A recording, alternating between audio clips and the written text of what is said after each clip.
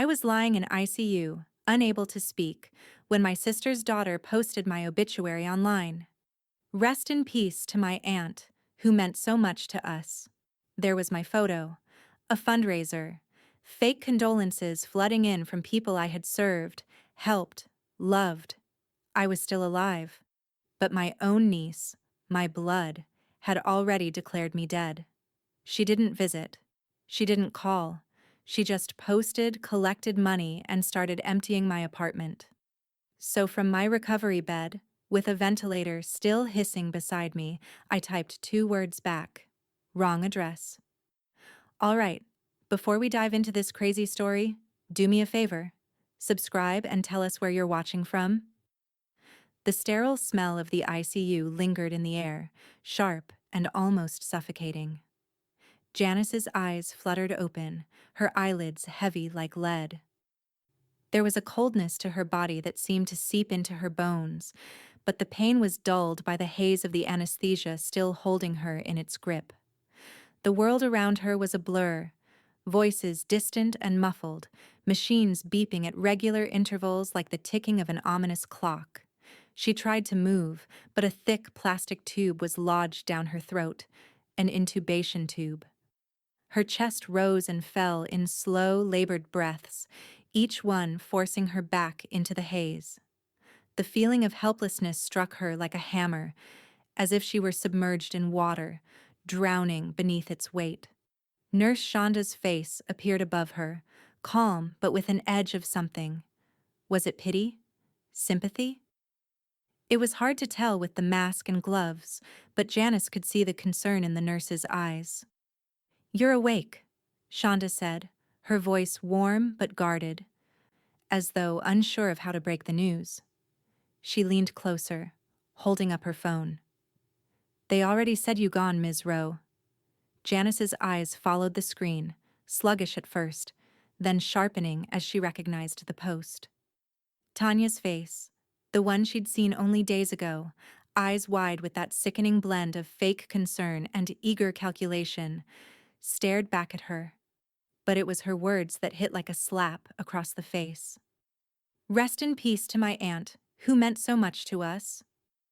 The comment section below was already bloated with responses, some of them heartfelt, others hollow.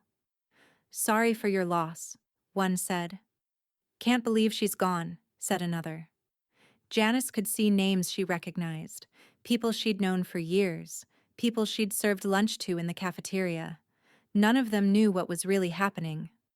Her mouth worked, but the tube made it impossible to speak.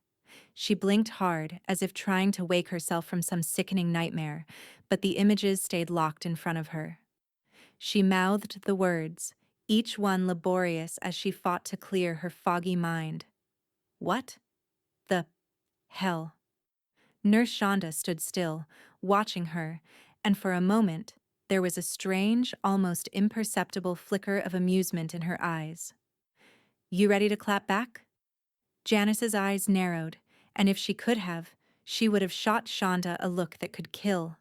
The fury inside her built with each breath, each blink, each painful second. But there was something else, too, an understanding. Tanya had already begun her little show. The so-called grief was a performance, and Janice wasn't going to let her family's cheap act go unanswered. She could feel the anger pulsing through her veins, waking up what had been dormant in her for so long. Her sharp memory, her ruthless will. They thought they could bury her with a post, with lies. But Janice Rowe wasn't the kind of woman you erased so easily. Her fingers twitched, desperate to grab the phone. Shonda handed it to her gently, watching closely as Janice's eyes stayed locked on the screen. With effort, she began typing a response with a single finger, her movements shaky but determined. "Wrong address." The words were simple, a short, sharp retort. But they were everything. They were defiance. They were proof that she wasn't dead yet. They were the beginning of something they hadn't even begun to understand. Shonda watched for a moment, her lips pulling into a half-smile. "Damn right, Ms. Rowe," she muttered, more to herself than anyone else. Then, As though snapping back into professional mode, she tapped the screen. "I'll send that out for you once we get you untangled from this," she said, tapping her fingers on the phone, clearly impressed by Janice's resilience. But the battle wasn't just going to be fought on this tiny screen, it was just getting started, and Janice knew it. The fight ahead wouldn't be for her survival.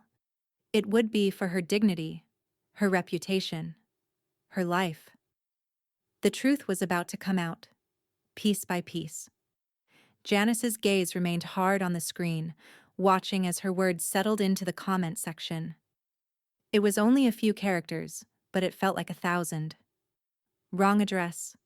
And as she closed her eyes again, the room full of machines humming around her, she couldn't help but think, this fight? This is mine to win. The silence in the ICU was deafening as Shonda walked away. Only the beeping machines and the rhythmic pulse of Janice's own heart filled the space between them. Janice's eyelids felt like they weighed 1,000 pounds. The ICU's fluorescent lights blurred above her, but her mind was sharp, clearer now with the haze of sedation starting to lift. Her fingers tingled, itching to take hold of something, anything, to steady her. It wasn't just the physical pressure of the intubation tube that had her trapped in this bed. It was the anger, the feeling of violation. How dare they think they could write her off like some piece of forgotten history? Nurse Shonda's voice came through the quiet, low and steady, though there was a tinge of disbelief as she glanced at the screen. "You want to see more?" Janice's gaze snapped to her. And for a fleeting moment, there was an unspoken understanding between them. Shonda knew exactly what she was asking. She wasn't asking if Janice wanted to see more of the charade. She was asking if Janice was ready to fight back. Janice nodded slightly, the motion so subtle, but her chest tightened in that way only deep, simmering rage could create. The nurse handed her the phone again, careful this time, but Janice's fingers grasped it with a steady, sure grip. The post was still open, and Tanya's photo stared back at her. Eyes full of that practiced sorrow, lips trembling with manufactured grief. Janice scrolled down, her thumb hovering over the comments. She felt the heat in her chest rising, each word like a burn.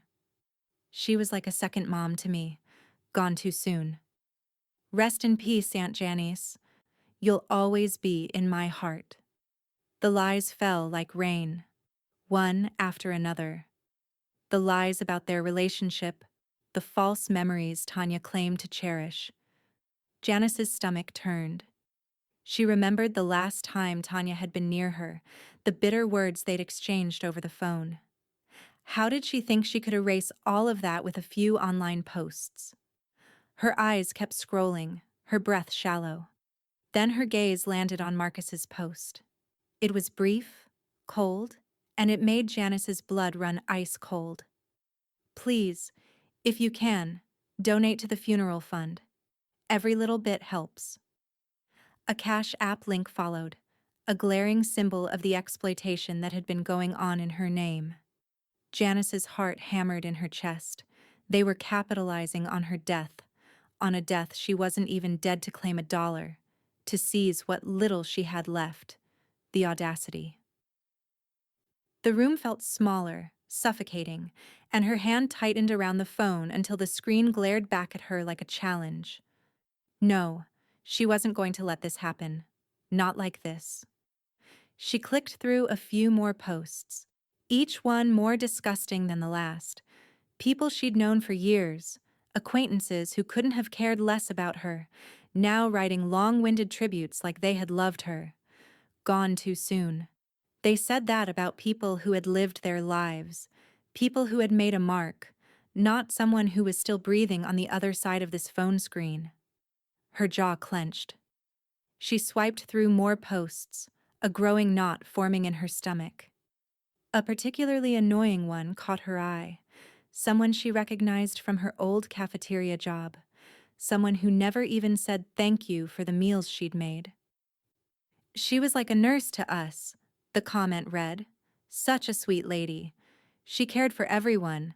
Shonda, watching her, broke the silence with a dry chuckle. That one said you were a nurse.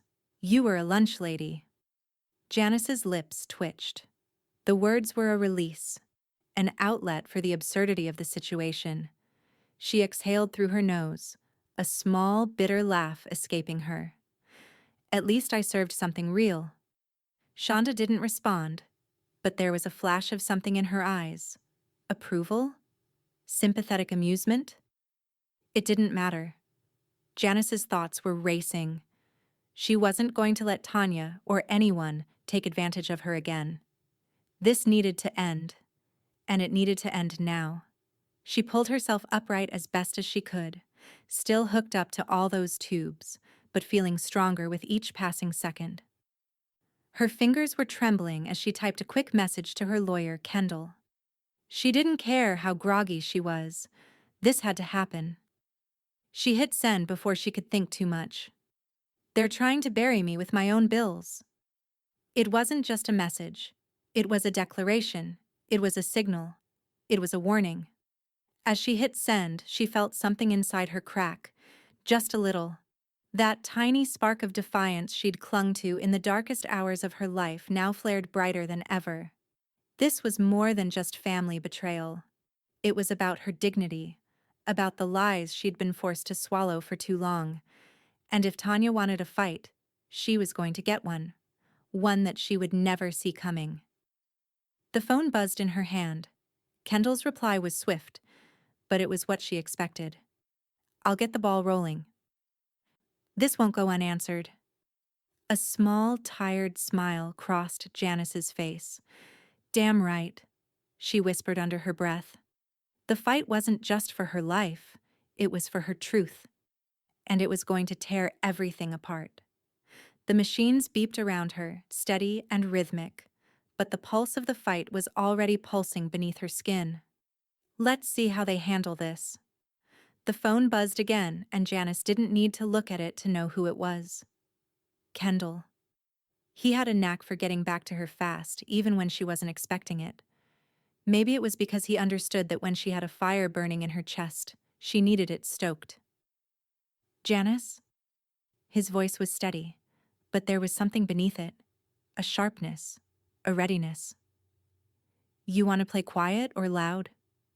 She let the question hang in the air for a moment, letting the weight of it sink in, quiet or loud. It was a decision that could change everything, depending on how it was handled. She wasn't just fighting for herself anymore. This was about exposing the lies that had been thrown on top of her like a blanket. Quiet, she said, her voice rasping but clear. But not soft. Kendall's low chuckle came through the line. I'm with you. I'll get the paperwork started, but we need to make sure we have everything. Don't miss anything. Her eyes flickered to the phone screen, still open to the post from Tanya, the one that had set everything in motion. The lies piled up by the minute. Janice's fingers were already itching to take control of this mess. She swiped through her social media feeds, each new post a fresh insult to her reality. But this wasn't just about revenge. It was about evidence. Screenshot everything, Kendall had said, and that's exactly what she would do. Each comment, each post, each donation, all time-stamped and cataloged. Nothing would be left out. No stone unturned. Shonda was standing beside her, leaning over with a keen eye. She hadn't been here long, but she already understood how things worked for Janice. She wasn't about to let anyone slip under the radar. Here, Shonda said, gently placing a folder in Janice's lap. The nurse had already pulled up a stack of photos, videos, and posts on her own phone. I've got the first batch organized. I'll help you with the rest. Janice felt a flicker of gratitude toward her, but that was quickly overridden by the rising storm inside her. Help wasn't what she needed. She needed action. She needed justice. And she was going to get it, even if she had to do it herself. She scrolled further, her heart pounding as another post caught her eye. This one wasn't from Tanya or Marcus. This one was from someone she didn't recognize. Someone offering help with estate clearing. Her stomach dropped. Estate clearing. A euphemism for what? Stealing her belongings while she was still alive? The words blurred before her eyes as she froze, the phone nearly slipping from her fingers. Was this the kind of thing people did when they thought someone was dead? Start moving in on what they thought they could claim? Her pulse quickened. No, not like this. Shonda watched her carefully, her hands never stopping as she continued to catalog everything. You want me to flag that one too? Janice's eyes narrowed. Yes, every last one of them. I'll make sure they don't get away with this. She clicked to the next message. It was from Mrs. Delaney, her nosy next-door neighbor who had a radar for every whisper that passed in the building. The text was short, but it sent a chill down Janice's spine. There's people taking boxes out your back door. Her heart skipped a beat. She hadn't been able to get out of that hospital bed yet, but somehow they were already picking apart her life as if it were theirs to take. She clenched her teeth, fighting the instinct to lash out. They didn't know it yet, but the game had changed. With Shonda standing by her, Janice quickly tapped out a message to Mrs. Delaney. Her fingers trembled, but she wasn't about to show fear. Not now. Call the cops. Shonda glanced down at the message and then met her eyes. There was something almost amused in the nurse's expression, a silent respect in the way she held herself. You sure you don't want to play loud after all? Janice's fingers stilled on the phone, the screen glowing in the low ICU light. Loud wasn't the right move. Yet. No, what she was doing now was building something, piece by piece. Each lie, each stolen item, each attempted betrayal was another piece of the puzzle, and when it was finally put together, they wouldn't know what hit them. No, Janice said, her voice stronger now, every word steady and deliberate. We're going to let them think they've won until they're too far in to get out. As she hit send, the weight of the decision settled over her. This wasn't just about recovering from the attack on her body. It was about taking back her life, piece by piece, and making sure the people who thought they could erase her paid for it. The machines in the room beeped steadily, a constant reminder of the ticking clock. But for the first time in what felt like forever, Janice felt like she was the one in control. The silence of the room wasn't one of isolation. It was one of strategy. She'd been knocked down, but she hadn't fallen. Not yet. And as the minutes dragged on, the feeling of strength grew inside her, spreading through her veins like fire. She wouldn't just take back what was hers. She'd burn the entire structure they'd built on her suffering down to the ground. She wasn't dead. Not yet. Not by a long shot. The car ride from the hospital to her apartment felt longer than it had any right to be. The city streets outside blurred by, but inside the cab, time moved in slow, agonizing stretches. Every bump in the road sent a shock of discomfort through her body, but it wasn't the physical pain that gnawed at her. No, it was the anticipation of what awaited her behind that door.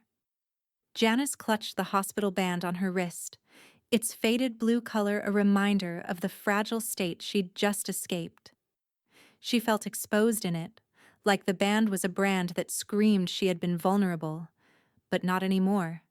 She had fought back once. Now, she was ready to finish it. The cab pulled up in front of her low-rise duplex and she didn't hesitate. She paid the driver with shaking hands, each movement slow, deliberate, as if she were trying to hold on to some semblance of the woman she had been before. But the woman who left that hospital was not the same as the one who'd walked into it. That Janice had been quiet, passive. But now she was different. She had learned, seen what her family had tried to do to her. She had seen the lies they spread, the disrespect they had shown her life. Shonda had helped her up the stairs, making sure she wasn't carrying the weight of this return alone. The familiar scent of her own home hit her first. The dust. The old fabric of the couch she hadn't sat on in days. The faint smell of leftover spices from her last meal. But that was the last thing she noticed. What caught her eye, first and foremost, was the sight of boxes. Boxes. Stacked high, spilling over the edges, a clear invasion of everything she had left. Her spare key, usually tucked under the mat just outside her door, was missing. Her heart skipped as the door creaked open. She took a deep breath before stepping over the threshold, her body still weak, but her spirit strong. The apartment looked as though it had been ransacked. She stepped inside, blinking to take it all in, the organized chaos that had overtaken her personal space. There were old photos stacked near the coffee table. Her grandmother's china, the set she had always meant to pass down to her daughter, was packed away in cardboard boxes. Her own belongings, items that had been a part of her for decades, now shuffled and stuffed into bags marked donate. The sight was sickening, a violation of everything she had worked for, everything she had saved. Her blood boiled as she moved further into the apartment, her pulse rising with each step. And then she heard it, a voice from behind the piles of boxes. "We thought," Tanya's voice. Janice's spine stiffened. "You thought wrong. Like the obituary." Tanya turned, her eyes wide, mouth hanging open in shock. She was standing near the pile of photos, looking caught, like a deer in headlights. Her expression shifted from surprise to something darker, a touch of guilt mixing with the same old arrogance. The shock quickly turned into a forced smile. "We didn't mean to," she started, but her words faltered when she saw Janice standing there, alive, breathing, everything they had tried to erase. Janice's heart thudded against her ribcage. She was here, in her own apartment, after everything they'd done. The quiet, calculating moves that had begun with a post on Facebook, that had grown into an elaborate scheme to steal from her, were now exposed. Tanya had thought she could sweep everything away under the guise of mourning, but now, the truth was staring her in the face. Janice stood tall, her body trembling with a mixture of anger and triumph. She wasn't going to let this slide, not anymore. Marcus, who had been lingering in the kitchen, emerged into the living room, his eyes wide when he saw Janice. He froze. The box in his hand slipped. It hit the floor with a soft thud, the contents spilling out. Plates, dishware, things Janice had owned for years. The sounds of breaking porcelain echoed in the room, like the final snap of the thread holding everything together. He took a step back, his face pale, his lips trembling. "We didn't know?" Janice's glare locked onto him, ice cold. "You didn't know? Funny, you seemed pretty sure I was dead when you posted that fundraiser." Marcus opened his mouth, but no words came. He just backed away, not sure whether to apologize or defend himself. But it didn't matter. Janice's eyes shifted to Tanya, who now stood frozen beside the stacked boxes, her attempt to hold on to some thread of control slipping away. The facade was falling apart, and Janice wasn't letting it rebuild. She stepped forward, slowly, deliberately. "You thought you could take it all while I was out of sight, didn't you? Well, I'm here, and I'm taking it all back." Tanya's eyes flickered to Marcus, and for a split second, Janice could see the wheels turning in her head, the faintest glimmer of panic. But it was too late for apologies, too late for excuses. "You've got nothing left to take," Janice added, her voice a quiet storm. A silence fell over the room, broken only by the soft hum of the refrigerator and the sound of shattered plates on the floor. The tension was thick enough to cut through, but Janice didn't flinch. She'd fought for her life. Now she was going to fight for everything she had left. She turned and walked deeper into the apartment, her eyes scanning the piles of boxes, knowing full well that nothing would be the same after this moment. The game was over for Tanya and Marcus. They had underestimated her, and now they would see exactly how wrong they had been. But as Janice moved through the clutter, her heart heavy with the weight of what had been taken from her, She couldn't shake the feeling that this was just the beginning of a much bigger fight. Janice's breath came out in sharp, controlled bursts as she stood in the center of her apartment, the weight of the room settling on her shoulders. Every inch of it felt like an invasion. The boxes, the stolen memories, the audacity of it all. She wasn't just going to fight this battle, she was going to win it. She moved swiftly, her legs still weak, but her resolve stronger than ever. She couldn't afford to waste any time. Each second spent inside this apartment, with its broken illusions, felt like a countdown, ticking down to the moment she would take control. She grabbed her phone and with a steady hand called Deshawn. "Yeah, Ms. Rowe."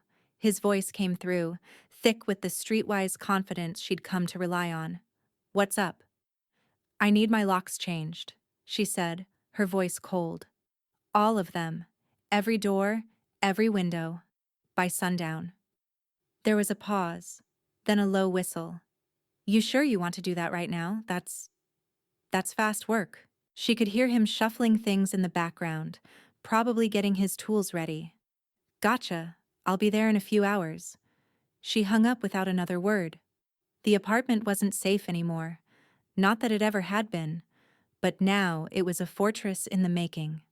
Janice walked over to the small desk in the corner of the room, her fingers grazing the top of the pile of bills she hadn't yet opened. The bills she had put off because there was always something more important to do, something else to focus on. But now it was clear. If they were going to take everything, she needed to lock down her life before she lost it. She tapped open her banking app, her fingers shaking slightly as she froze her accounts, locking them tight. No one was getting into them. Not Tanya, not Marcus, not anyone. She quickly set up ID theft monitoring, an extra layer of security in case they had already begun stealing more than her possessions. They thought she was weak, helpless. But the truth was, she had been in control all along.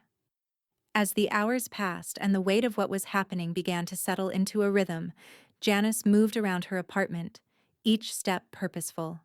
She could hear the sound of Deshawn's work in the background, the clink of metal tools, the scrape of keys being replaced.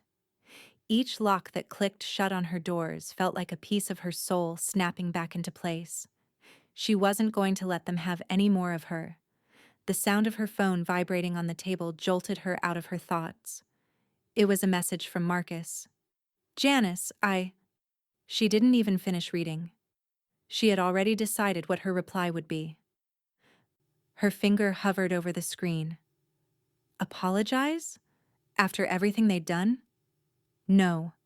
Her anger flared up again. She didn't need apologies. She needed respect. Instead of responding, she tapped the photo of her hospital band, still clinging to her wrist like a cruel reminder of the trap they'd tried to put her in. She added a single line, "Still alive. Still watching." The words felt like a weapon, a warning. She hit send before she could second-guess herself. It was quiet again. Too quiet. Her mind was racing now, running through every possible outcome, every move Tanya and Marcus could make next. They thought she was a victim, someone they could erase with a few lies and a quick grab for her things.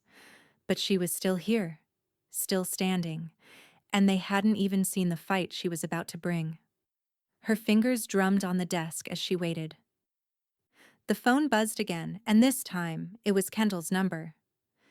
"Janice," he said, his voice calm but serious. "I've got the paperwork started. Fraud, theft, false death declaration. We've got a case. But it's going to take time. I'll need more from you." She wasn't surprised. This was what she had expected. But hearing his voice again grounded her in a way she hadn't realized she needed. It was the reassurance that what she was doing, what she was preparing for, wasn't just some fever dream. It was real. It was legal. "I'll get you what you need," she replied, her voice steady. "Good," he said, and for a moment, there was a soft click on the other end of the line. maybe the sound of him making notes. Just remember, Janice, there's no rush. But the longer we let them think they've won, the more we can build our case. The phone went silent for a beat, and Janice understood exactly what he meant. She wasn't rushing to hit them back. She was waiting. Waiting for them to dig their hole deeper, so deep they wouldn't be able to get out. She wasn't going to let them see her sweat. "I'll be in touch," Kendall added before hanging up. She took a breath, the weight of it all starting to settle in her bones. The fight was far from over, but this was a fight she had chosen. And now, she was on the winning side. The doorbell rang a few minutes later, and Janice knew it was Deshawn. She opened the door to find him standing there with his tools, ready to finish the job he'd started. As she let him in, she smiled faintly to herself. The locks on her doors were just the beginning. By sundown, every inch of her life would be protected. Every piece of her past, present, and future locked down tight. She wasn't going to let anyone take anything from her again. Not now. Not ever. And as Deshawn moved around the apartment, Janice's mind raced with what came next. She had won the first round. Now it was time to make sure her enemies knew it. The sunlight slanted through the blinds in sharp streaks, casting bars of shadow across Janice's living room. The apartment was quieter now, the hum of the city outside barely audible through the thick windows. Deshawn had done his work, each door and window locked tighter than a vault. The camera systems were live. Motion sensors along the walls blinked silently, alert and ready. She had taken the first step in reclaiming her life, but the battle wasn't over. As she sat at the desk, her fingers resting lightly on the keys of her laptop, the sudden buzz of the doorbell startled her. She rose slowly, the weight of the moment settling over her like a storm cloud. She had expected this. Tanya and Marcus weren't the type to simply walk away. They were desperate, and desperation meant they would come knocking sooner or later. Janice pressed the button on the intercom, her voice cold, steady. "Who's there?" "It's Tanya," came the strained voice through the speaker. "Can we talk?" Janice hesitated. She already knew what Tanya would say. She could practically hear the rehearsed lines in her head. The fake remorse, the excuses. The whole thing was a charade, one Janice wasn't willing to entertain. "No," Janice replied, her voice cutting through the air like a knife. "You can't." The silence on the other end was thick, as if Tanya was trying to process the rejection. Then came a soft thud, like Tanya had leaned against the door. "I'm sorry, okay? Tanya's voice cracked, but Janice knew it wasn't real. "We didn't know what to do. We were scared. You scared us. We thought you died." Janice pressed her lips together, the irritation threatening to bubble up. Tanya's manipulations wouldn't work this time. Janice had seen the truth clearly now. Tanya wasn't sorry. She was trying to control the narrative. "No one sends funeral GoFundMe links for someone they're confused about," Janice responded, each word deliberate, cutting. She heard Tanya exhale on the other side, the attempt at guilt slipping into something closer to panic. I didn't mean for it to get so out of hand," Tanya said, the edge of desperation creeping in. "People donated. They believed it. I'll pay it back. I swear." Janice's fingers tightened on the edge of the desk, the urge to slam her fist into it almost overwhelming. Pay it back? Pay back what? The stolen memories? The stolen time? She exhaled slowly, her voice calm but steady, like steel wrapped in velvet. "You'll pay in court, Tanya. Not with words, not with fake promises. In court." A long, thick silence followed her statement. Tanya's words hung in the air, half-formed, desperate. Janice could almost feel her sister's daughter trying to hold it all together, trying to salvage a sinking ship with nothing but empty excuses. I'll make it right," Tanya muttered, her voice barely audible. Janice stood motionless, her gaze fixed on the door, her mind racing. She could hear the rustling of movement on the other side of the apartment, but she didn't flinch. She wasn't scared. She wasn't intimidated. She wasn't sorry for anything. But then, from the corner of her eye, she caught a glimpse of something through the blinds. Mrs. Delaney, her next-door neighbor, had poked her head out from her door. The old woman's eyes gleamed with the curiosity of someone who lived for drama, her sharp gaze flicking between Janice and the door. Her voice broke through the tension of the moment with a kind of mischievous cheer. "Want me to call Channel 9?" Mrs. Delaney asked, her hand hovering near the phone in her kitchen, a sly grin spreading across her face. Janice's lips curled into a tight smile. It was an offer that felt both absurd and oddly satisfying. Mrs. Delaney had always been a gossip, but today she was an ally. Her neighbors might not have known what was going on behind closed doors, but they sure knew enough to be entertained by it. Janice knew this could go viral. An elderly woman who had survived her own family's betrayal, standing tall against the lies they had built. The thought had a certain appeal. But this wasn't about making a spectacle. It wasn't about public opinion, not yet. This was about justice. Janice turned back to the door.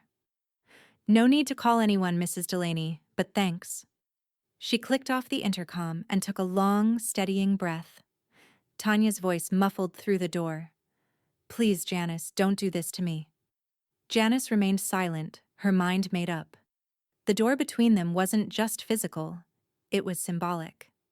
It was the last barrier that stood between her old life and the new one she was about to build. She didn't need Tanya's approval. She didn't need anyone's permission. What she needed was to reclaim everything they had tried to steal from her.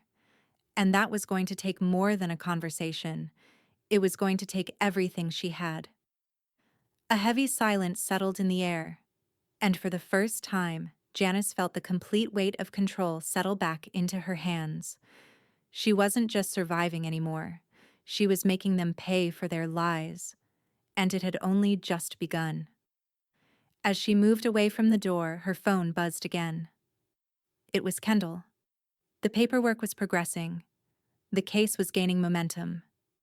There was no going back now. The game had changed. And this time, Janice was the one holding all the cards. Janice stood at her kitchen table, staring at the cluttered mess that had become her life in the past few days. Boxes, receipts, photos, and the remnants of a life she had spent decades building were spread out in front of her. She ran her fingers through her graying hair, exhausted but determined. She had already locked down her home, frozen her bank accounts, and initiated her legal claim. But this was different. This was personal. Each item she touched told a story. The dishes that had once sat in the cabinet for special occasions. The antique jewelry her grandmother had given her, tucked away for safekeeping. The small things that had built the life she had fought to maintain, now discarded, either sold, stolen, or put into bags with the words "donate" hastily scrawled on them. Her breath caught in her throat as she cataloged the loss. The worst part? The money. The fraudulent donations. Her phone buzzed on the table, pulling her out of the dark thought. She glanced at it. It was Kendall. She picked up, the weight of the conversation already heavy in the air. "Janice," he said, his voice soft but matter-of-fact, "I've been going through everything. The damages are coming in." She exhaled slowly. "How much?" "A lot more than I expected," he replied.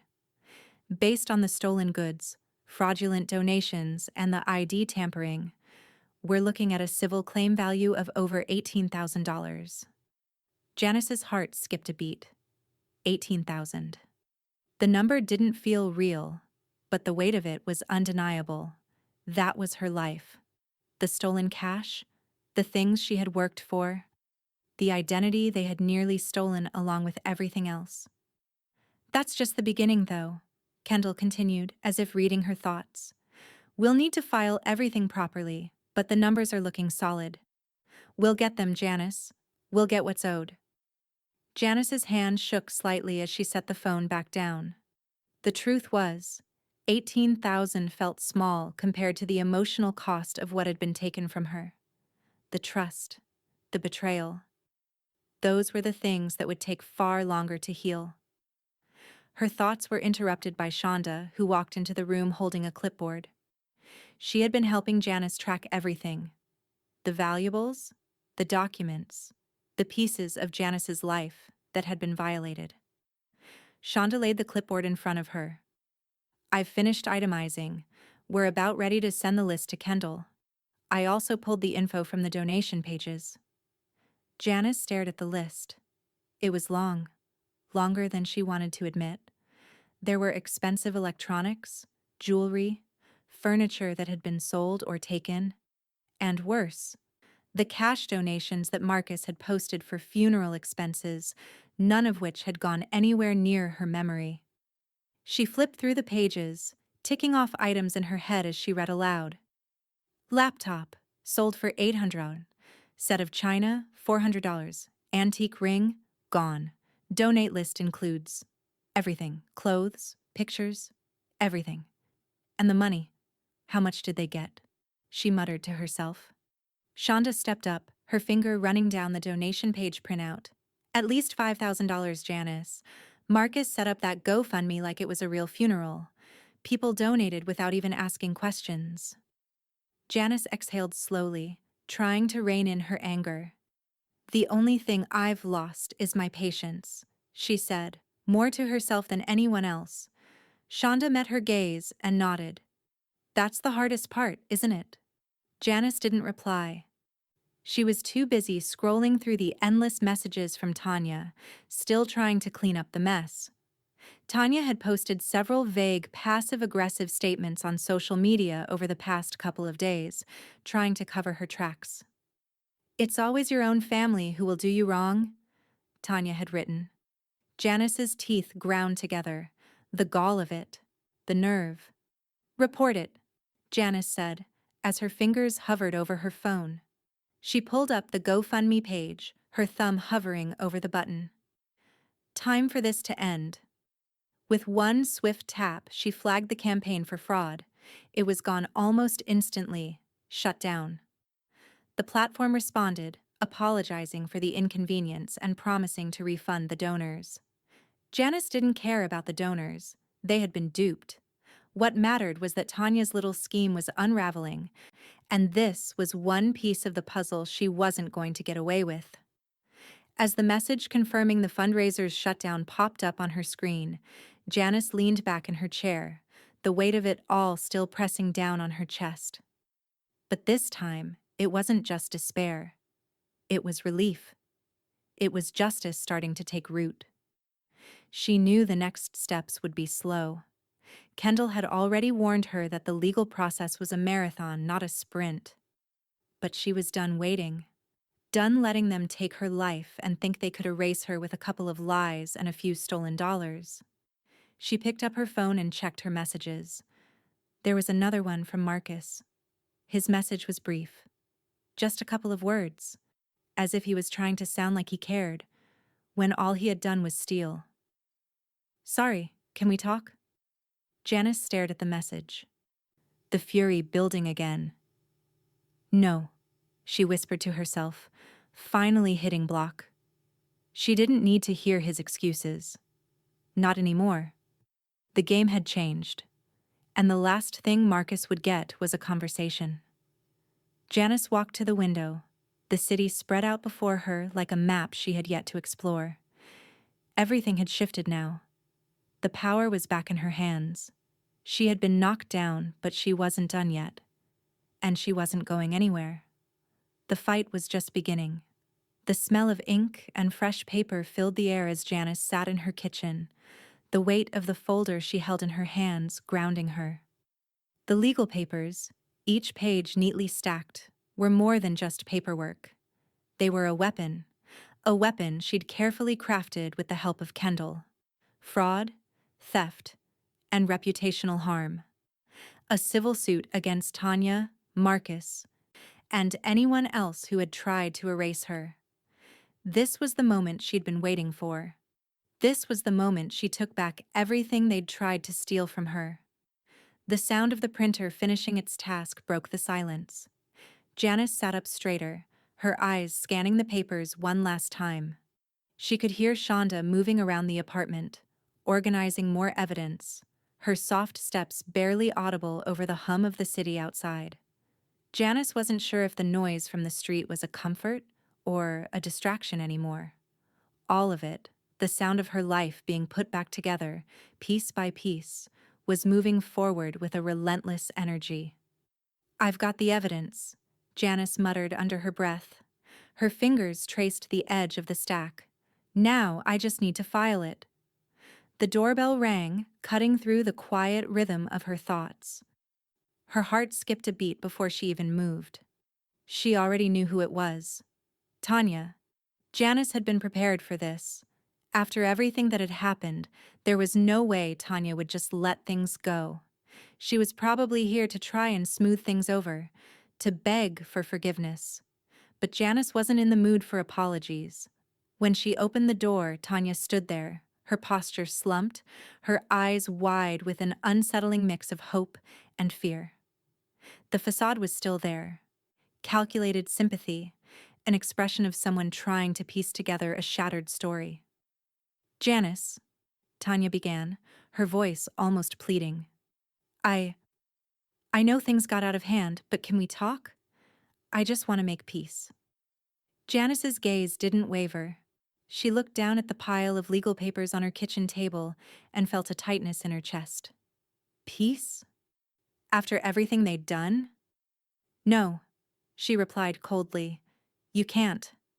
Tanya flinched, as if the rejection physically hurt her. Janice stood firm, the words already forming in her mind. She pulled out a business card from her pocket and handed it to Tanya. "You want to talk?" Janice said, her tone unwavering. "Here's my lawyer's number. You can make peace with him."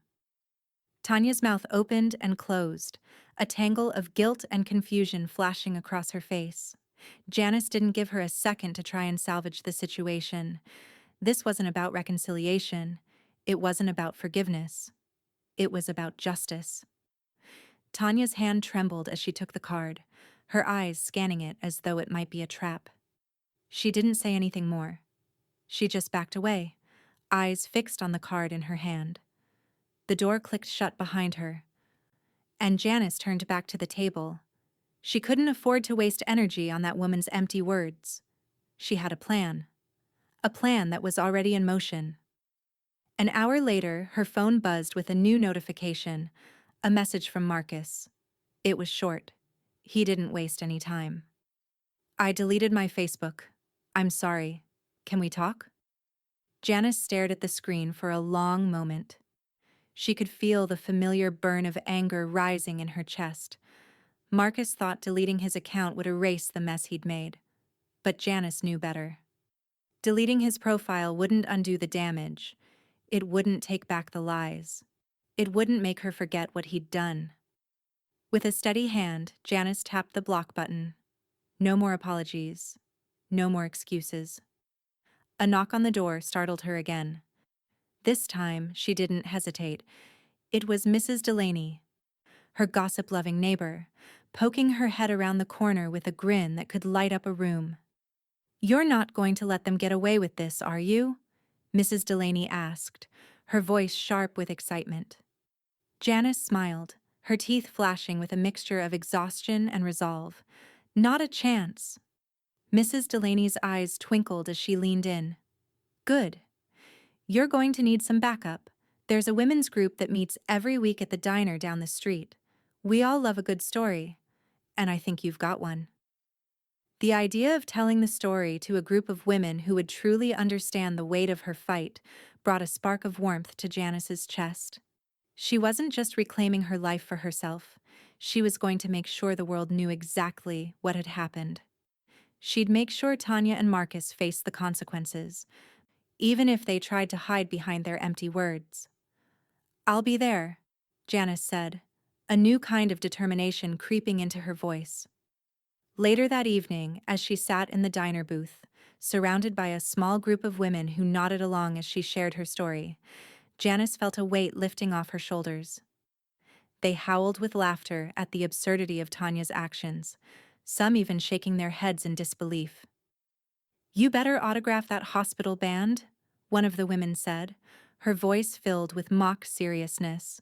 Janice's lips curled into a smile, the bitterness of the past few days finally giving way to something lighter. "You know what? I think I will." The women laughed again, their voices loud and rich with the kind of camaraderie that only came from shared understanding. Janice sat back, feeling a warmth spread through her. She wasn't just surviving, she was thriving. And Tanya and Marcus, they were about to learn just how wrong they'd been to think they could break her. The fight was far from over, but Janice was no longer fighting alone. And this time, it wasn't just for herself. It was for everyone who had ever been wronged by the people they loved. And Janice Rowe was going to make sure that everyone knew it. The television studio was bright, too bright. Like everything in the room was meant to remind Janice just how small she had felt when they'd first tried to bury her. But now, under these lights, she wasn't the one who felt buried. She wasn't the victim. She was the one in control, and it was time for everyone to see it. The anchor, a smooth-faced man in a crisp suit, adjusted his microphone as the cameras rolled. His smile was practiced, warm but empty, as if rehearsed in front of a mirror.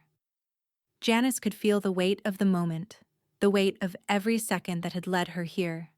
This wasn't just about telling her story, it was about changing the narrative.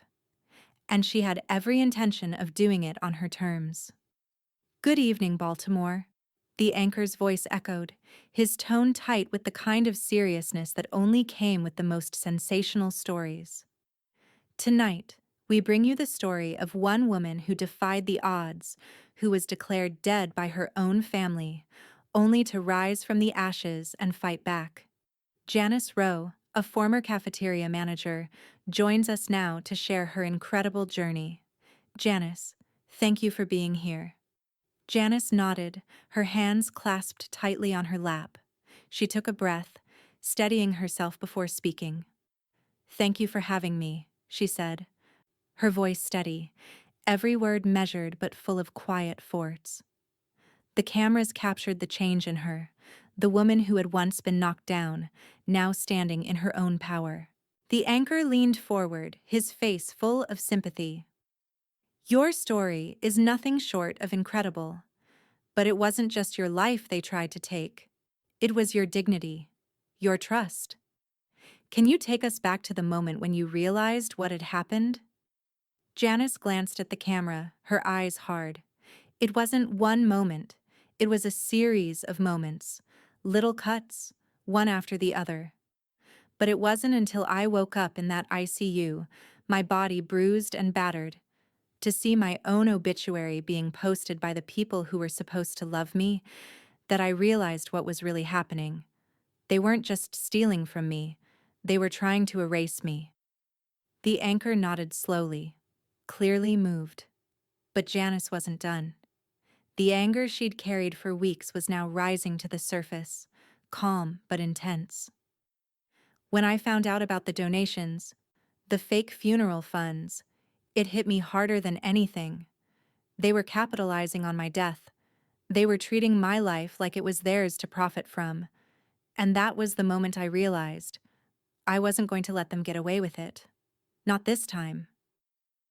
The footage on the screen behind her shifted, showing grainy but powerful images of Tanya removing boxes from Janice's apartment. The timestamp on the corner of the screen made it clear. This wasn't hearsay. This was evidence. The cameras had caught Tanya in the act, taking what didn't belong to her, trying to erase Janice's life as if it were nothing more than clutter to be cleared away. Janice's voice remained cool, every word like steel. "The minute I saw those images, I knew I had to take action. I couldn't let them get away with stealing my belongings, my memories. But I also couldn't let them get away with trying to take my life away from me. So I fought back. And I'm still fighting. The anchor's expression softened, but Janice could see the shift in the room. This wasn't just about a fight between family members anymore. This was about something larger, a fight for dignity, for truth, and for accountability. The audience watching at home could feel it. They could see the strength in Janice, the calm defiance in the face of overwhelming betrayal. And just like that, social media started to turn. It was subtle at first, an outpouring of support from people who saw Janice's side of the story and understood the depth of what she had been through. The comments began to flood in. She's a survivor. That's real strength. Team Janice. The hashtag started trending. Janice's phone buzzed in her pocket. She glanced down briefly to see a message from Mrs. Delaney. "You're trending, honey." A small, knowing smile tugged at Janice's lips. She didn't need the validation. She didn't need the approval. But it felt good all the same. The world was seeing what she had known all along. She was still here. Still strong. Still alive. "Janice," the anchor said, his voice regaining some of its composure as he turned the conversation to the lawsuit. "What happens next? What are you hoping to accomplish with the civil suit you filed?" Janice paused, her eyes narrowing with determination. This was the moment. This was the part of the interview that mattered, the part where she took full control. "What happens next," she began, her voice low but unwavering, "is that they face the consequences for what they've done. They'll pay for the lies, for the manipulation, for everything they tried to take from me. And I won't stop until every single one of them is held accountable. This isn't just about me anymore. This is about making sure no one else gets erased like I did." The anchor nodded, the seriousness of her words hanging in the air. "Janice Rowe, thank you for sharing your story with us tonight. Your courage is inspiring." Janice's smile was small but firm, a quiet promise. "The courage was always there," she said. "Now, it's time for justice." As the camera panned out, the studio lights dimmed, and Janice sat in the chair, her gaze still locked on the screen. The world was watching. And Tanya? Marcus? They were about to see how wrong they were to think they could silence her. The fight was only just beginning. But this time, Janice Rowe was going to make sure she won. The courtroom was cold. Not in temperature, but in the sense of sterile judgment.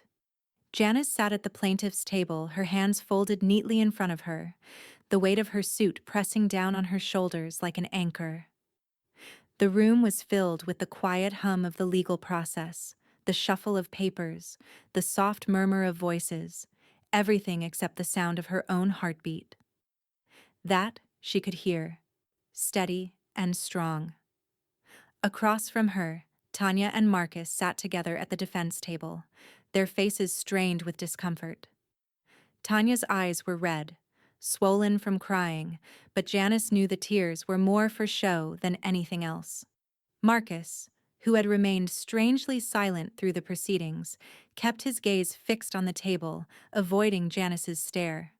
Tanya had already pleaded her case: confusion, emotional stress, an overwhelming sense of grief. She clung to the idea that she'd simply been too distraught to understand the implications of her actions. She had said it 100 times over the past few weeks, both in her public posts and now in court. She never meant to hurt Janice. She just wanted to honor her, or so she claimed. Janice couldn't help the scoff that rose in her throat. Honor? That's what they called it? The judge, a no-nonsense woman with sharp features and a steely gaze, flipped through the papers in front of her. "Ms. Rowe," the judge said, finally looking up, "we've heard your testimony, and we've seen the evidence. But we need to understand why, if you were, in fact, alive, your family thought it necessary to set up a fundraiser titled, 'Help Us Lay Her to Rest.'" Janice's gaze locked onto Tanya, her jaw tightening. She could feel her pulse quicken, the anger still raw, but she didn't flinch. This was the moment she had been waiting for, the moment when they'd have to answer for their actions, when the truth would stand in front of them, undeniable. Your Honor, Janice said, her voice steady but sharp. They created that fundraiser because they thought they could get away with it. They thought they could bury me without anyone noticing. But I'm here, and I'm not going anywhere. The judge's eyes flicked toward the defense table, where Tanya was fidgeting in her seat, her hand clasped tightly in Marcus's. Tanya opened her mouth, but the words caught in her throat. We thought, she began, but the judge cut her off with a raised hand. You thought? The judge's voice was quiet, but the force behind it was unmistakable. Why didn't you think, Ms. Rowe, that this could have consequences for you? Tanya's face reddened. I didn't. I didn't know what I was doing, she said, her voice trembling. I didn't think. Her defense was falling apart, and she knew it. Janice could see it in the way Tanya's shoulders sagged, the way her hands shook.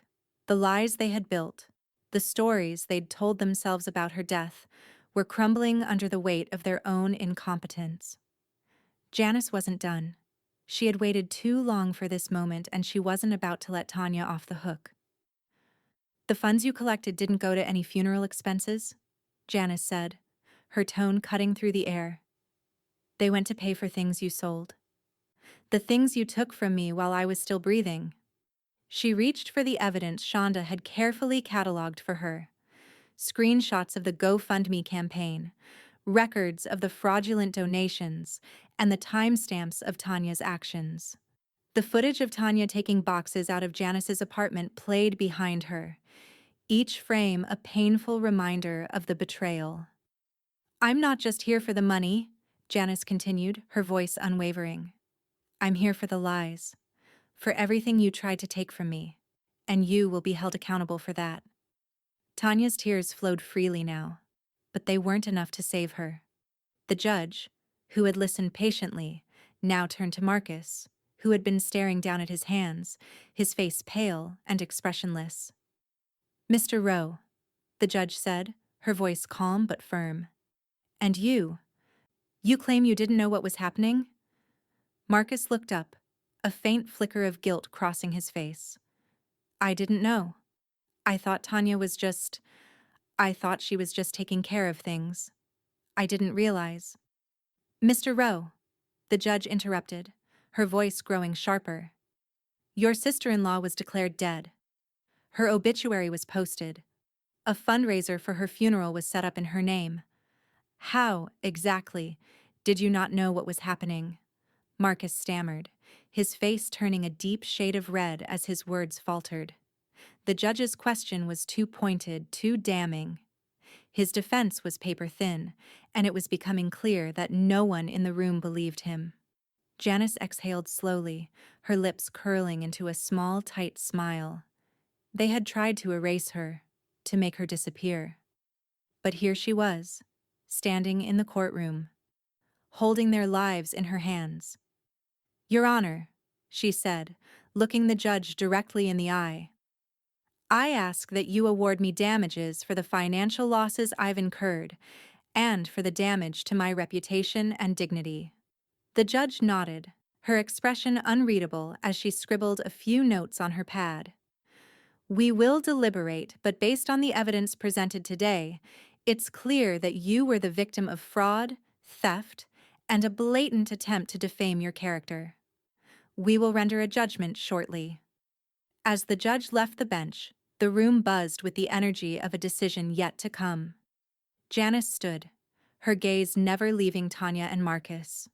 The weight of the moment pressed down on them both. She could see it in their eyes. They knew. They knew the truth.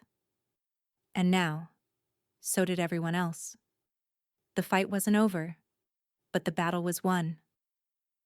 And Janice had every intention of seeing it through until the very end. The sun had set, but Janice remained seated at her kitchen table, the glow of her phone illuminating her face. She'd been sitting there for hours, reflecting on everything that had happened, the trial, the lies, the family she'd once trusted. Everything had been laid bare. But it wasn't over. Not yet. She had been waiting for this moment. The one where she took everything she had learned, everything she had fought for, and shared it with the world. She wasn't just a survivor. She was a witness to the kind of betrayal that could only be washed clean by truth. And the truth, Janice knew, had the power to set everything right. She unlocked her phone and opened her social media. Her followers had been growing since the interview. Messages, comments, and posts had flooded in, but Janice hadn't been ready to respond. Not until now. With a steady finger, she tapped out her message. Still here, still blessed. Thanks for your prayers. No thanks to the frauds.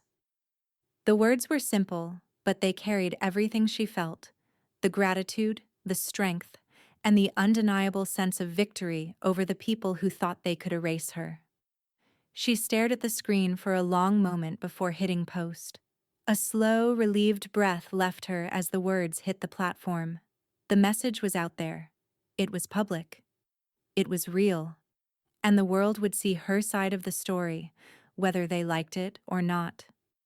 The phone buzzed in her hand almost immediately. She glanced down. Thousands of comments, shares, and interview clips had already flooded in. People were responding to her words. Team Janice trended alongside Justice for Janice. The support was overwhelming. Every comment a reminder that she wasn't alone, that people understood. But more than that, it was the power of seeing everything unfold. The lies were unraveling in real time. Tanya, whose social media had once been filled with posts about grief and fake memories, had gone completely silent. No posts, no updates, no apologies. It was as if she had vanished, completely.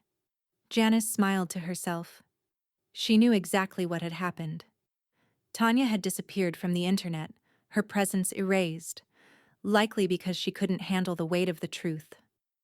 She turned her phone over and took a deep breath, feeling a sense of peace wash over her. The fight was far from over, but she had done what needed to be done. The world knew the truth. And then came another notification. A message. This one was from Mrs. Delaney. "You've got them, honey. The world's watching." Janice chuckled softly, shaking her head. Mrs. Delaney had never been one to shy away from a good piece of gossip, but she'd been there when Janice needed her most.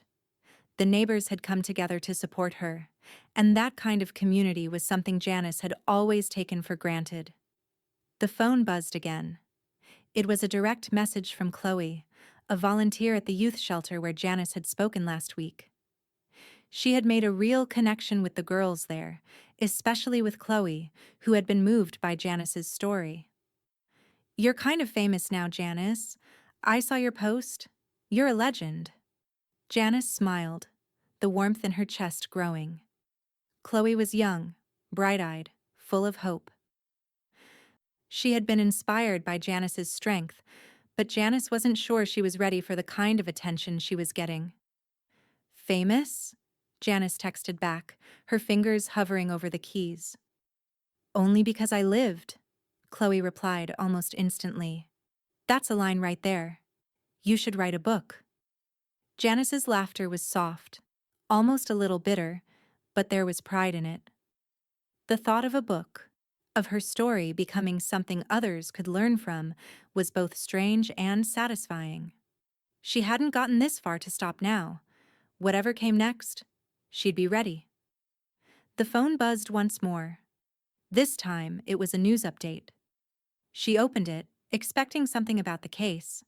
But instead, it was an article titled, "Baltimore Woman Fights Back After Fraudulent Fundraising and Wins."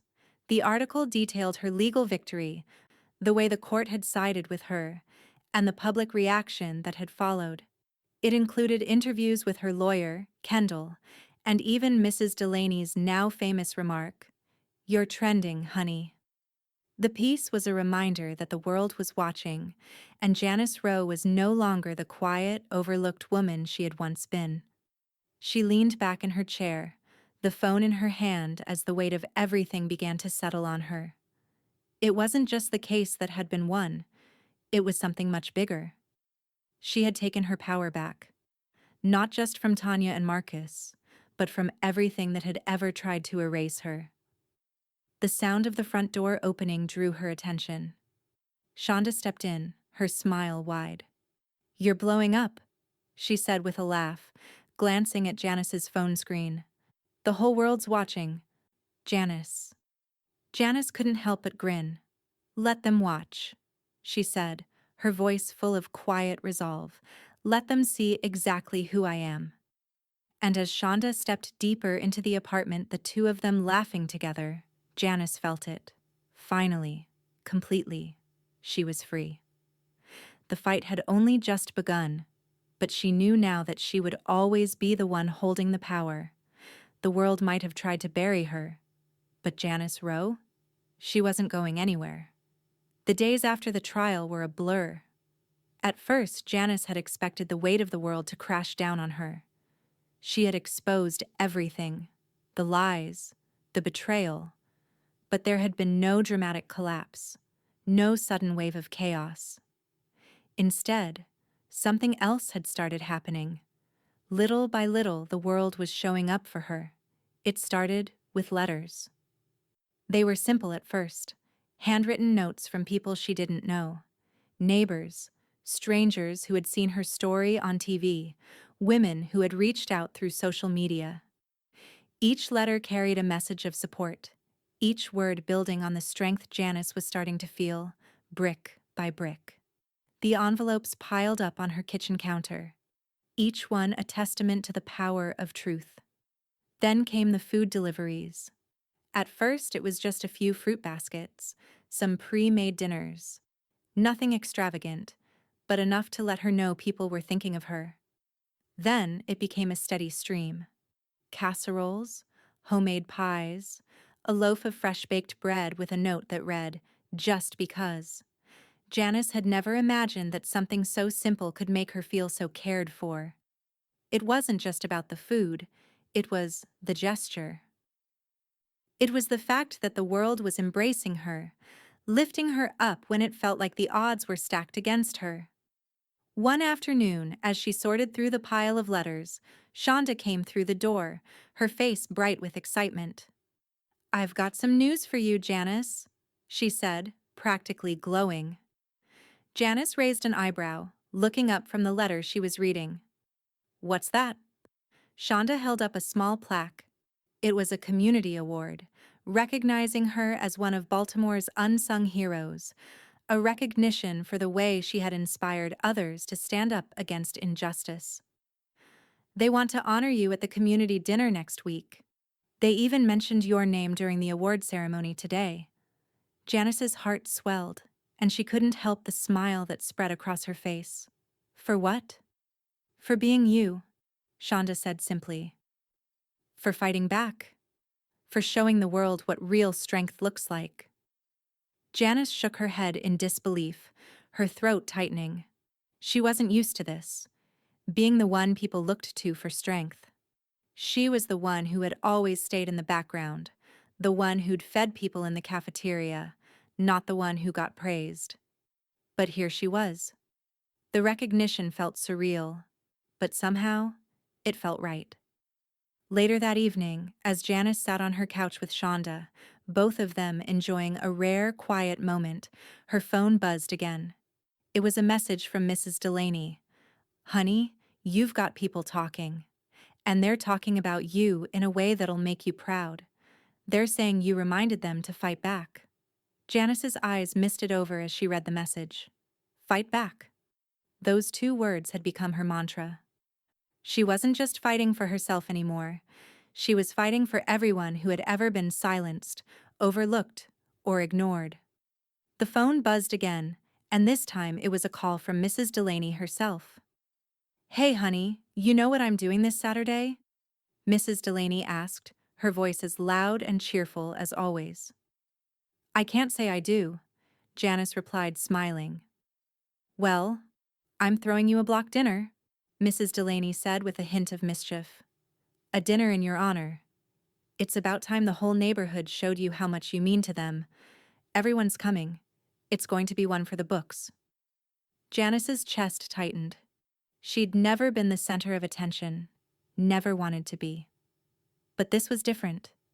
This wasn't about her ego. This was about the people who had surrounded her, who had been there when she needed them most. No one cried at my fake funeral, Janice said softly, a lump forming in her throat. But y'all showed up for my living. Damn right we did, Mrs. Delaney replied, her voice filled with pride. And we're not done yet. You've got an army behind you now, Janice. The day of the block dinner arrived quickly. Janice walked out of her apartment and down to Mrs. Delaney's house, where the front yard was filled with tables, twinkling lights, and a crowd of neighbors, each person there to celebrate her. Not the story of betrayal, but the story of survival. The people who had once been strangers now greeted her as family. They shared their stories, told her how her strength had inspired them to stand up for themselves, to stop letting others push them down. It wasn't just a dinner. It was a celebration of everything Janice had fought for, of the people who had refused to let her fight alone. Janice stood at the head of the table looking around at the faces of the people who had shown up. The warmth, the laughter, the sense of community filled her heart. She felt for the first time in her life that she had found her place.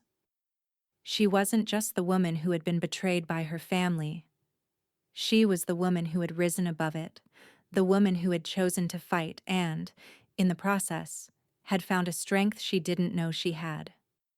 Later that evening, after the crowd had begun to thin, Janice stepped outside.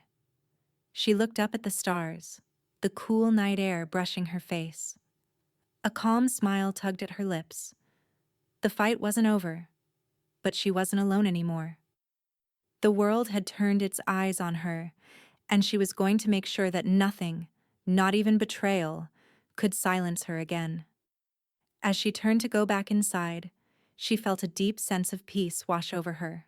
For the first time in her life, Janice Rowe knew she had a legacy that could never be erased. Janice sat in her favorite chair by the window, the early morning light slanting across her desk, casting long shadows on the papers spread before her. It was a quiet morning, a rare moment of stillness that felt as though the world had paused, giving her space to breathe. The weight of the past few months, of everything she had fought for, still pressed heavily on her shoulders. But there was a lightness now, an undeniable strength that came with knowing she had taken back control. She wasn't just rebuilding her life, she was reshaping it entirely. And today, she was doing it in a way that left no room for those who had tried to erase her. The pen in her hand hovered over the pages of her will. She had been thinking about this for weeks, ever since the trial had ended and the public's gaze had shifted. She had decided. She wasn't leaving anything to chance. Janice's fingers hovered over the line where she had written Tanya and Marcus's names, two people who had betrayed her in the most unimaginable way. She had once loved them. They were family. But family wasn't supposed to act like this. Family wasn't supposed to make you feel like your life didn't matter. With a firm stroke, she crossed their names out, drawing a line through each of them. She didn't need to explain why. They didn't deserve any part of her life, or her legacy. She paused for a moment, her eyes drifting to the window. A breeze stirred the curtains, and for the first time in ages, Janice felt calm. She wasn't just taking back what had been stolen from her. She was making sure no one could ever erase her again. Not in life, not in death. Her eyes dropped back to the pages. She took a deep breath, and with a steady hand, she wrote the names of the people who mattered most. Shonda, the women who had shown up for her, the youth shelter that had been a part of her own journey. She wasn't leaving them wealth or money for the sake of it. She was leaving them her legacy, her story, her truth, and the lessons she had learned the hard way. Janice signed the will, the ink fresh on the paper. The decision had been made. Tanya and Marcus were legally removed from her life, not just as family, but from everything that had been hers to give. But there was one last thing, a final statement. Janice reached into the drawer of her desk and pulled out the envelope. She had kept it hidden for a reason. This one, this small gesture, was her final act of defiance. She opened it carefully and slid a single penny into it. A symbol, she thought. A symbol of worth, of value, of everything Tanya and Marcus would never understand. Inside the envelope, she added something else. A printed screenshot of the RIP post Tanya had shared. The one that had tried to bury her while she was still alive. Janice studied the photo for a moment, her mind replaying the anger she had felt when she saw it for the first time. She had been a ghost in their eyes, someone to be discarded without a second thought. But now, the joke was on them. She scrawled a note on the back of the screenshot. Try again next century. The words weren't just for Tanya, they were for anyone who thought they could erase her from existence. Janice wasn't going anywhere. She wasn't a ghost, and she wasn't going to fade into the background. She sealed the envelope, holding it for a moment longer, feeling the weight of the paper in her hand. This was the last piece of the puzzle, the final act of reclaiming everything she had lost. When she had passed, this would be her last laugh, her last message to those who had tried to tear her down. Janice stood up, walking to the window again, and she looked out at the city she had fought for. The world might have tried to bury her, but Janice Rowe was a survivor. Her legacy would be written in the lives of those she had touched, not in the hands of those who had betrayed her.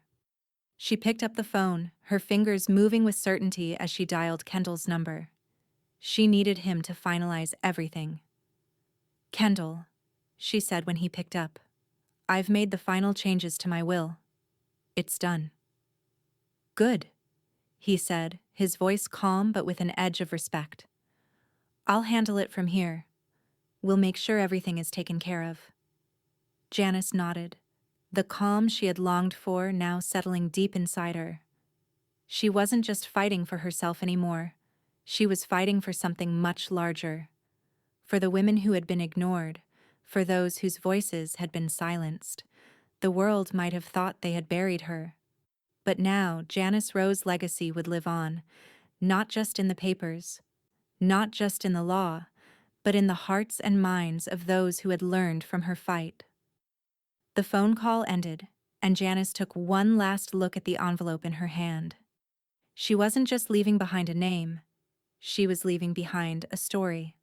A story of survival, of strength, and of justice. And Tanya and Marcus, they had no place in it. Not anymore. Sundays were quiet now, a time for Janice to reclaim the life she'd spent so many years building. The weight of the past months had begun to ease, the legal battles settled, and the noise of her family's betrayal faded to a hum in the background. This was her time, a time to slow down, to savor the small moments that made her feel whole again. Janice sat on her porch, the air warm with the scent of blooming flowers and the hum of bees. In her hands, she cradled a small pot of freshly planted herbs, basil, rosemary, thyme, the kinds of things she could tend to when the world outside felt too much.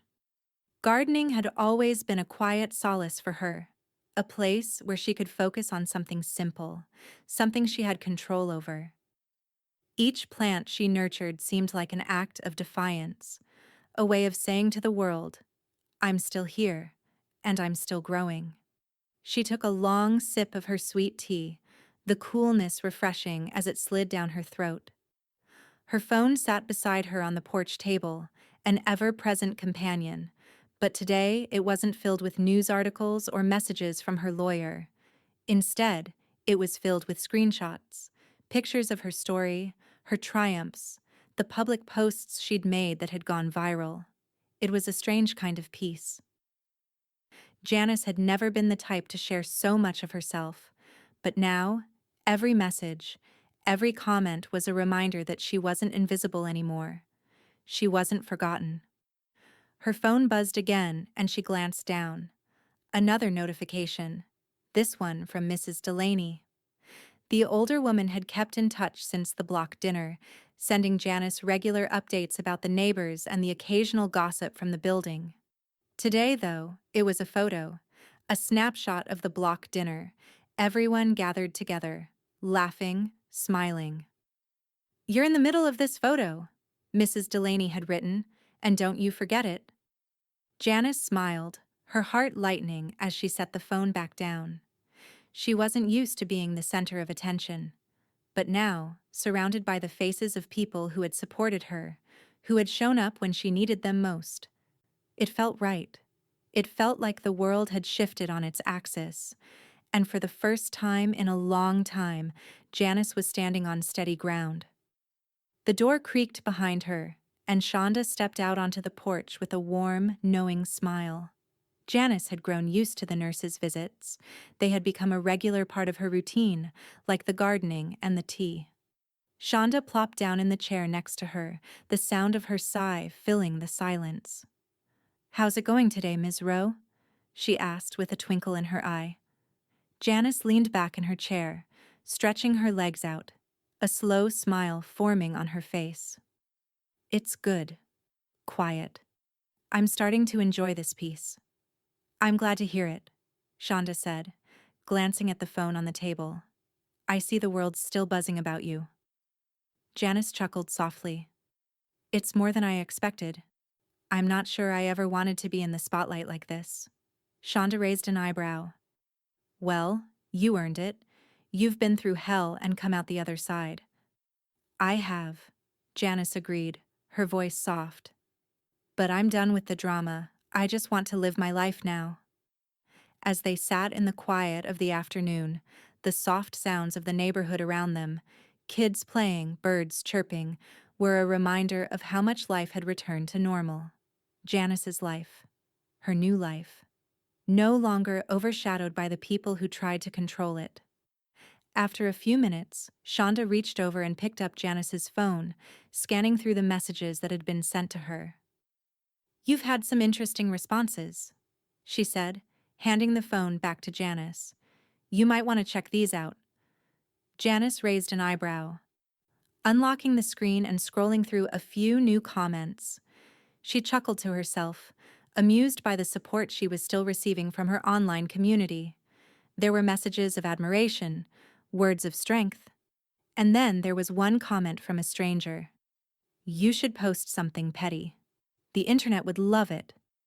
Janice glanced at Shonda, a small smirk curling her lips. "Should we post something petty?" she asked, her tone light. Shonda leaned back in her chair, crossing her arms, clearly amused. "I mean, it would be fun." Janice laughed, shaking her head. "No. The silence is petty enough." Shonda let out a loud laugh, clearly enjoying the moment. "You've got a point. You don't need to add fuel to the fire anymore. They've already tried to burn you down." Janice stared out at the street, the warmth of the afternoon settling over her. "I'm done fighting with them," she said softly. "I fought for my truth, and now it's time to just live." The two of them sat in companionable silence for a while, the world around them moving slowly, gently. Janice had earned this peace. She had fought for every inch of it. The past few months had been a battle, but it had brought her to this moment, the moment where she could sit, breathe, and simply enjoy the life she had left. The phone buzzed again, but this time, Janice let it sit. The notifications, the attention, the noise. It was all still there, but it didn't matter anymore. What mattered was the life she was building, the legacy she was creating. She wasn't fighting to survive anymore. She was living, fully and completely, in the space she had carved out for herself. Her door stayed locked, but her windows stayed open. Not to let the world in, but to let her breathe in the beauty of the life she had reclaimed. The youth shelter smelled like fresh paint and the faint scent of paper. Nothing too heavy, just a clean, neutral space for young minds to grow. It was a Saturday, and the girls sat in neat rows, notebooks open, eyes wide with anticipation. Janice stood at the front of the room, her heart steady, though the nerves she'd once known all too well were gone. She wasn't the woman who had walked into that hospital bed, beaten and broken. No, that woman was gone. In her place stood a woman who had reclaimed her own story. A woman who had learned the power of survival, the strength of resilience, and the importance of lifting others up when they had fallen. She took a deep breath, letting the silence of the room sink in before she spoke. "Good afternoon, everyone," Janice said, her voice calm but carrying the weight of experience. "I'm here to talk to you about something important, about surviving when it seems impossible, about being knocked down and getting back up, about not letting anyone, write your ending before you're ready." Her words hung in the air for a moment, like a promise. She could see the girls in the room leaning forward, the intensity in their eyes, the hunger for truth, for hope, for the kind of strength they hadn't known they could tap into. They didn't need to know every detail of her story, every betrayal. What they needed was to know that they could rise above their struggles too. "I know some of you have been through things that might make you feel like the world has forgotten about you," she continued. "I know how it feels to think you're invisible, to think that the things you've endured will keep you buried forever. But I'm here to tell you that no matter how hard it gets, no matter how deep you feel you've fallen, you can always fight back. You can always rise." She paused, letting the words sink in. The room was still, the girls listening intently, as if they could already feel the weight of Janice's truth settling over them. "I was buried," Janice said, her voice a little softer now, tinged with the memory of pain. "I was declared dead by the people who were supposed to love me. They tried to steal from me. They tried to erase me." She let that sink in, the vulnerability in her words not just for the girls but for herself. "But they were wrong, and I'm still here." She looked around the room, meeting each of their eyes. "No one gets to decide when you're done. Not them, not anyone. Only you." Shonda stood in the back of the room, her arms crossed, watching Janice with pride. She knew this wasn't just a speech. It was a life lesson that Janice had spent years learning, and now she was giving it away freely, with every word, with every breath. Janice felt the warmth of her gaze, and it anchored her. She was exactly where she was supposed to be. The room had gone quiet, the only sound the scratching of pens as the girls took notes, writing down every word, every piece of advice, every bit of wisdom Janice had to offer. It wasn't just about surviving. It was about living. About making sure the world knew you were still here, that you mattered. She moved toward the front of the room, her hands resting on the lectern, her chest rising and falling with a quiet confidence. "Remember this," Janice said, her voice firm, as if the truth had taken root deep inside her.